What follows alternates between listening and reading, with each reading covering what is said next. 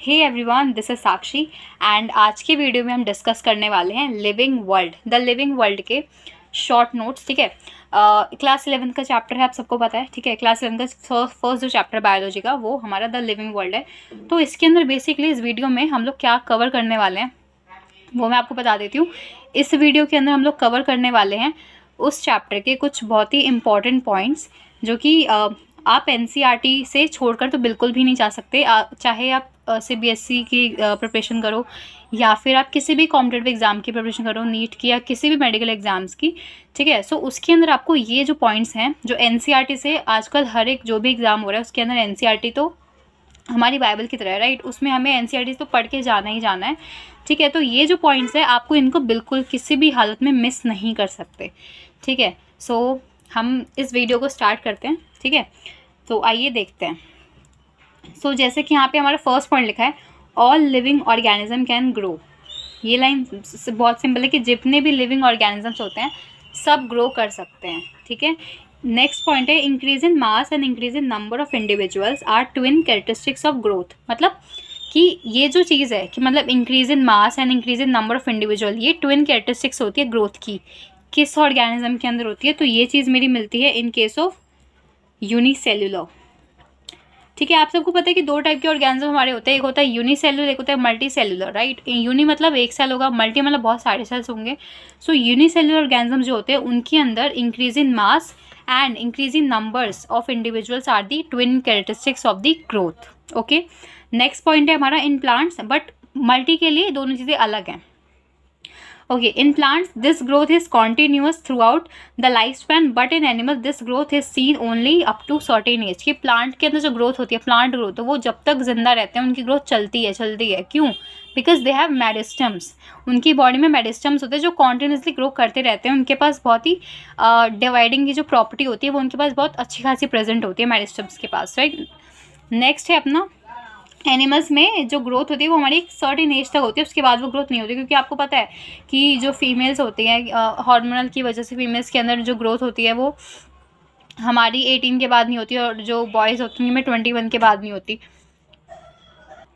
Okay, सो ये चीज़ होती है कि ग्रोथ का हमें समझ आ गया। एनिमल में जो ग्रोथ होती है वो एक एज तक होती है, बट प्लांट्स में जो ग्रोथ होती है वो इनडिटरमिनेंट होती है, वो चलती रहती है जब तक जो प्लांट है वो लिविंग है अपना। ओके, नेक्स्ट पॉइंट है, दो टाइप के फीचर्स होते हैं, एक होता है एक्सक्लूसिव फीचर्स, एक होता है inclusive features. Exclusive feature those which are present only in the living, but inclusive which are present in both living as well as non living, दोनों में होंगे। ठीक है, अब एक्सक्लूसिव फीचर्स कौन से होते हैं जो सिर्फ और सिर्फ मेरे लिविंग में मिलते हैं? वो होते हैं मेरा metabolism, self replication, consciousness, internal growth, cellular organisation. ठीक है, याद रखना ग्रोथ इज़ अगर कोई सिंपल कह रहा है ना कि ग्रोथ, क्या ग्रोथ मेरा लिविंग ऑर्गेनिज्म का फीचर है? तो वो नहीं है। ग्रोथ हमारी दो टाइप से होती है, एक होती है इंटरनल ग्रोथ, एक होती है एक्सटर्नल ग्रोथ। इंटरनल ग्रोथ लिखा है ओनली देन वो मेरा लिविंग ऑर्गेनिज्म का फीचर है। एक्सटर्नल में हम सो इंक्लूड नहीं करते, बिकॉज ग्रोथ तो यार मतलब बाहर से भी होती है अंदर से भी होती है। अगर वो अंदर वाली ग्रोथ है मतलब इंटरनल ग्रोथ है, then only it's a feature of living organism. ठीक है, एक्सक्लूसिव में हम मेनली नाम लेते हैं जो एनसीईआरटी के अंदर बहुत क्लियरली लिखा हुआ है वहाँ पे, growth and reproduction are the inclusive features. ठीक है, अब लास्ट पॉइंट क्या है, only humans have the self consciousness. मतलब consciousness is a property of living organism, लेकिन humans are the only living organism जिनके पास कॉन्शियसनेस तो है ही, बट कौन सी वाली है? Self consciousness, right. और जो मेरे पेशेंट्स होते हैं जो कॉमा में चले जाते हैं, ब्रेन डेड जो होते हैं persons, they have no self consciousness. मतलब सेल्फ भी क्या, उनके पास कॉन्शियसनेस नहीं होती, राइट। अब नेक्स्ट हम आते हैं प्रॉपर्टीज़। सो नेक्स्ट जो हमारा पॉइंट है वो है, the properties of tissues are not present in constituent cells but arise as a result of interaction among the constituent cells. ठीक है, सो देखो यार, कोई भी अगर हमारा कोई भी फंक्शन है बॉडी का, ठीक है, तो हमें पता है कोई पर्टिकुलर ऑर्गन करता है, वो ऑर्गन जो है वो टिश्यू से मिलके बना है। ठीक है, सो और वो टिश्यू भी किससे मिलके बना है? मेरे सेल से मिलके बना है, राइट। सो किसी भी टिश्यू के पास जो प्रॉपर्टी होती है ना वो उसके अंदर बाय बर्थ नहीं होती, वो उसके पास कब आती है? तब आती है जब बहुत सारे सेल्स एक दूसरे से मिलते हैं, एक दूसरे से मिल करके जब इंटरेक्शन होता है दो सेल्स के बीच का, तब जो टिश्यूज़ बनते हैं उन टिश्यूज़ के पास जो प्रॉपर्टीज़ होती है वो किसका रिजल्ट होता है, तो वो रिजल्ट होता है इन सेल्स के इंटरेक्शंस का। किसी भी टिश्यू के अंदर अपने आप से वो प्रॉपर्टी नहीं होगी, these properties arises because of the interactions among the cells, among the constituent cells. Okay, next देखो, नेक्स्ट टॉपिक है हमारा बुक के अंदर है diversity in living world. So the number of describe species is 1.7 to 1.8 million. अभी तक जितने भी अर्थ पे जितनी भी स्पीशीज़ हैं वो हमारी 1.7 to 1.8 मिलियन तक हैं, ठीक है। नेक्स्ट पॉइंट क्या है, binomial nomenclature by Carl Linnaeus. मतलब जो बायनॉमियल नॉमेनक्लेचर है वो किसने दिया है, कार्ल लिनियस ने, सबको पता है, बहुत सिंपल है। बायनॉमियल नॉमेनक्लेचर इसको क्यों कहते हैं, बिकॉज इसमें दो कंपोनेंट होते हैं, एक होता है मेरा स्पीशीज़ स्पेसिफिक एपिथेट, दूसरा आता है मेरा जीनस, ठीक है।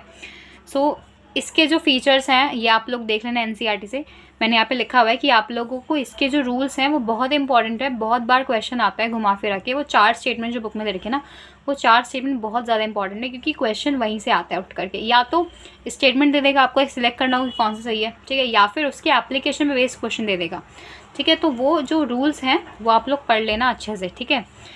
नेक्स्ट हम चलते हैं सीक्वेंस ऑफ टेक्सोनॉमी। टेक्सोनॉमी का एक सीक्वेंस होता है, मतलब क्या है कि जब भी आपको कोई भी ऑर्गेनिज्म हमारा मिलता है, राइट, कोई भी अगर ऑर्गेनिज्म आपको दिखेगा नया जो आपने पहले कभी नहीं देखा, ठीक है, तो सबसे पहले क्या करते हैं, कैसे पता चलेगा कि ये जो ऑर्गेनिज्म पर्टिकुलर हमें दिखा है वो किस फाइलम को बिलोंग कर रहा है, इसका जीनस क्या है, क्या फैमिली है, क्या ऑर्डर है, ठीक है। तो ये सारी चीज़ें हम लोग कैसे पता करते हैं, तो सबसे पहले हम ना जो हमें दिख रहा होता है ना बाहर से, एक्सटर्नल फीचर्स को उसको ऑब्जर्व करते हैं, तो दैट इज़ इन कैरेक्टराइजेशन किया, फिर उसकी आइडेंटिफिकेशन किया, उसके बेसिस पे हमने उसको किसी फाइलम में या कहीं पे रखा, फिर हमने उसकी क्लासिफिकेशन करी, देन हमने उसका नॉमेनक्लेचर करा लास्ट में, ठीक है।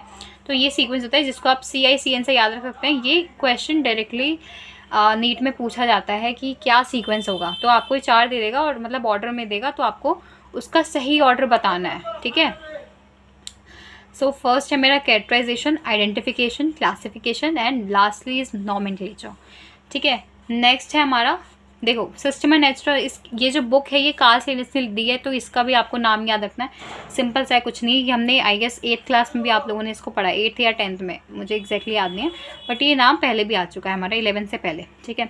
नेक्स्ट आता है हमारा सिस्टमैटिक्स होता है, इट इंक्लूड इवोल्यूशनरी रिलेशनशिप्स। कोई कहे कि व्हाट इज सिस्टमैटिक जो होता है वो बेसिकली मेरा पूरा का पूरा इवॉल्व करता है, घूमता है पूरा का पूरा किसके तरफ, रिवॉल्व करता है, sorry, around the evolutionary relationships, okay. Next है हमारा हायरार्की। तो हायरार्की का आपको सिंपल याद रखना है, KP कॉपजस, ठीक है, kingdom, phylum, class, order, family, genus, species, ठीक है। अगर मेरा एनिमल है, ठीक है, तो हम लोग यहाँ पे फाइलम यूज़ करते हैं, बट फॉर प्लांट फाइलम की जगह हम लोग डिवीजन यूज़ करते हैं, ठीक है, और ये आपको समझ आएगा। नेक्स्ट हम चलते हैं टेबल 1.1 पे। ये जो टेबल है ये बहुत ज़्यादा इंपॉर्टेंट है, देखो ये आपको एज इट इज़ याद करके जाना है एनसीईआरटी से, बिल्कुल वर्ड टू वर्ड, कि मतलब इसका स्पीशीज़ क्या है, इसका जीनस क्या है, इसका ऑर्डर क्या होगा, इसका फैमिली क्या होगा, इसका फाइलम क्या होगा, ये सारी चीज़ें आपको अच्छे से याद करके जानी है। देखो मैं आपको दिखा देती हूँ, यही है वो टेबल हमारी, राइट, ये वाली, जिसमें ये 4, अगर आपको क्वेश्चन देगा ना तो आपको इन 4 के ही देगा, मतलब 4 नाम दे दिए, मतलब इन 4 के ही आएंगे, कोई भी मैन, हाउसफ्लाई, मैंगो, वीट, इसके अलावा नहीं आएगा, ठीक है। तो क्योंकि बुक के अंदर में 4 नाम देगा, तो ये 4 नाम हमारे लिए सबसे ज़्यादा इंपॉर्टेंट, इन 4 के भी तुम लोग कर लो ना, बहुत है, फैमिली, ऑर्डर, क्लास, ये 3 चीज़ें कर लो, बाकी तो तुम्हें पता ही होता है। मैन का साइंटिफिक नेम क्या होता है, Homo sapiens, housefly Musca domestica, mango Mangifera indica, wheat Triticum aestivum, ठीक है। तो ये टेबल जो है पूरी आप एक याद कर लेना एज इट इज़, ठीक है। इसको मैं यहाँ पे छोड़ रही हूँ क्योंकि ये बिल्कुल याद करने वाला, आप इजीली कर लोगे इसको, ठीक है। हम नेक्स्ट मूव, देखो, as we go from species to kingdom the number of common characteristics goes on decreasing. मतलब जैसे जैसे आप स्पीशीज़ से किंगडम की तरफ जाते हो ना, जो कॉमन फीचर्स होते हैं वो कम होते रहते हैं। ये बहुत इंपॉर्टेंट पॉइंट है, ये एज इट इज़ पूछा जाता है, ठीक है। नेक्स्ट है, नोट करके लिख लो इसको कहीं पे, कि the lower taxa more the category that member share. वही ऊपर वाली लाइन को थोड़ा सा घुमा दिया है, बाकी मतलब दोनों का सेम है, कि मतलब जितनी छोटी कैटेगरी होगी, मतलब जितनी छोटी कैटेगरी, मतलब जितना छोटा टेक्सा, सबसे छोटा टेक्सा मेरा स्पीशीज़ होता है, सो जितना छोटा टेक्सा होगा उतने ज़्यादा कॉमन फीचर्स जो होंगे वो ऑर्गेनिज्म के बीच में शेयर होंगे, ठीक है। अब नेक्स्ट आता है जो इस चैप्टर का सबसे इम्पॉर्टेंट पॉइंट है, सबसे इम्पॉर्टेंट टॉपिक है, that is taxonomical aids, right. सबसे पहला हमारा है हर्बेरियम। आपने देखो हर्बेरियम है हमारा, बोटैनिकल गार्डन्स है, जूलॉजिकल पार्क्स हैं, कीज सबसे इंपॉर्टेंट है, उसके अंदर हमारा फ्लोरा है, मोनोग्राफ है, मैनुअल्स हैं, कैटलॉग्स हैं, ये सब बहुत इंपॉर्टेंट है यार, मतलब मैचिंग में देता है क्वेश्चंस। सो नाउ हम देखने जा रहे हैं टेक्सोनॉमिकल एड्स के बारे में, ठीक है। ये बहुत ज़्यादा इंपॉर्टेंट टॉपिक है, ठीक है। मतलब अगर मैं बात करूँ ना, अगर हमसे कोई पूछता है कि लिविंग वर्ल्ड के अंदर सबसे इंपॉर्टेंट टॉपिक क्या है, तो वो यही है टेक्सोनॉमिकल एड, जहाँ पे क्वेश्चन हमेशा आता ही आता है, ठीक है। तो इसके अंदर हमारे पास क्या क्या टेक्सोनॉमिकल एड्स हैं, तो देखो हर्बेरियम है, जूलॉजिकल पार्क्स हैं, we have botanical gardens, we have की सबसे ज़्यादा इंपॉर्टेंट, जिसमें हमारा फ्लोरा, मैनुअल, मोनोग्राफ, कैटलॉग्स, ये सारे आते हैं, ठीक है। तो हम एक एक करके इसके इंपॉर्टेंट जो पॉइंट्स हैं, जहाँ से क्वेश्चन उठ करके डायरेक्टली आते हैं आपके एग्ज़ाम्स के अंदर, चाहे वो आपका CBSE हो, चाहे वो आपका नीट एग्ज़ाम है, चाहे कोई भी हो मेडिकल एग्ज़ाम, वहाँ पे आते हैं। तो हम उसको एक एक करके देखते हैं। तो देखो सबसे पहले है हमारा हर्बेरियम। ओके, सो हर्बेरियम क्या होता है? Herbarium is a store house of collected plant specimens that are dried, pressed and preserved on sheets. ये चीज़ आपने अपनी छोटी क्लासेस के अंदर बनाई भी होगी। एक स्क्रैप फाइल आती थी, उसके अंदर हम लोग प्लांट्स को, उनकी लीव्स वगैरह को पेस्ट करते थे वहाँ पे, राइट। सो वो एक टाइप से हम लोग क्या क्रिएट करते हैं, हर्बेरियम बनाते, right. It become a repository for future use, मतलब उसको स्टोर करके रखते हैं फ्यूचर यूज़ के लिए, कि अगर हमें किसी ऑर्गेनिज्म को स्टडी करना है तो हम उससे डायरेक्टली कर सकें। अब हर्बेरियम के अंदर क्या क्या होता है, उसके शीट्स पे जो लिखा होता है उस पर्टिकुलर प्लांट से related. So it is mentioned already there that date and place of collection, English, local and botanical names, ठीक है।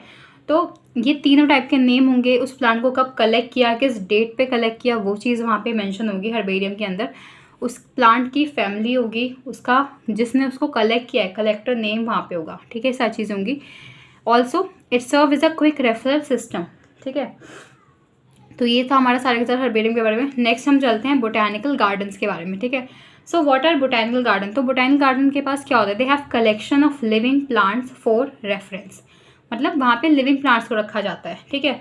अब कुछ इंपॉर्टेंट जो नाम है जो आपको कभी भी नहीं भूलने बोटैनिकल गार्डन के अंदर, वो है मेरा क्यू, जो कि इंग्लैंड के अंदर है, Indian botanical garden Howrah, this is in West Bengal. Next है अपना national botanical research institute, this is in Lucknow, India, right, ये लखनऊ के अंदर है हमारा। तो ये जो तीन नाम मैंने आपको अभी लिए सामने आपके बोटैनिकल गार्डन के, ये बहुत इंपॉर्टेंट है, इसको आपको कभी भी नहीं भूलना, राइट। अब हम नेक्स्ट चलते हैं। देखो नेक्स्ट जो अपना है टेक्सोनॉमिकल एड्स के अंदर, वो है हमारा म्यूजियम, ठीक है। So museum have collection of preserve plant and animal specimens for study and reference. Specimens are preserve in container और जार्स इन प्रिजर्वेटिव सोल्यूशंस। आपने देखा होगा, अगर अब लैब्स वगैरह में जाते हो, अपने 9th-10th में कभी लैब में गए होगे, या अभी गए होगे कभी 11th के अंदर, तो आपने देखा होगा यार कि जार्स के अंदर हमें स्पेसिमेन रखा जाता है, ठीक है। और उस जार के अंदर ऐसे सिर्फ स्पेसिमेन डाल दिया, उसके साथ एक सोल्यूशन होता है, सोल्यूशन के अंदर हम स्पेसिमेन को डालते हैं, वो क्या होता है, मेरा फॉर्मलिन होता है, ठीक है। तो उसके अंदर हम उसको डालते हैं। Insects are kept by collecting, killing and pinning. Museums often have collections of skeletons of animal too, है ना। कुछ किसी म्यूजियम्स के, किसी स्कूल म्यूजियम्स के अंदर स्केलेटन भी रखा जाता है, ठीक है। हर स्कूल में नहीं होता क्योंकि अब अलाउड नहीं कर रहे, but most of the school, मतलब मेरे स्कूल की अगर बात करूँ तो वहाँ पे स्केलेटन था, ठीक है। सो हमें म्यूजियम्स वगैरह में भी स्केलेटन ईजिली देखने को मिल जाता है। नेक्स्ट जो हमारा है जूलॉजिकल पार्क्स। सो जूलॉजिकल पार्क्स में यार हमारे लिविंग एनिमल्स को रखा जाता है बेसिकली। सो जूलॉजिकल पार्क एक मेरा पार्ट है, किसका पार्ट है मेरा, तो ये XC2 कंजर्वेशन का पार्ट है, ठीक है।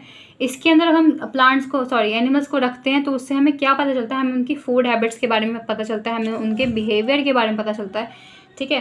तो ये सब चीज़ें बहुत इंपॉर्टेंट होती है। किसी भी एनिमल को अगर हमें समझना है तो उनका ऑब्जर्वेशन तो इम्पॉर्टेंट है, तो ये चीज़ हमें प्रोवाइड करती है, ठीक है, जूलॉजिकल पार्क से सब समझने में। अब हम आते हैं अपने की पे, which is very very very important. Taxonomical add में सबसे इंपॉर्टेंट जो है वो हमारा की है, ठीक है। So key use for identification of plant and animals based on similarities and dissimilarities, okay. Next, based on contrasting characters generally in pair called couplet. जो कंट्रास्टिंग कैरेक्टर्स होते हैं उसको हम कहते हैं कपलेट।